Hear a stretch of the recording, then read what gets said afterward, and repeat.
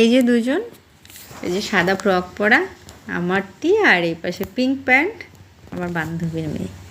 এই দুজনে ভীষণ ভালো সম্পর্ক, কোথাও গেলে কি বকবক বকবক করতে থাকে, মানে দুজন যেন এক হরিহর আত্মা, সেরকম একটা ব্যাপার ওদের ভেতরে, ভীষণ ভালো বন্ধুত্ব ওদের।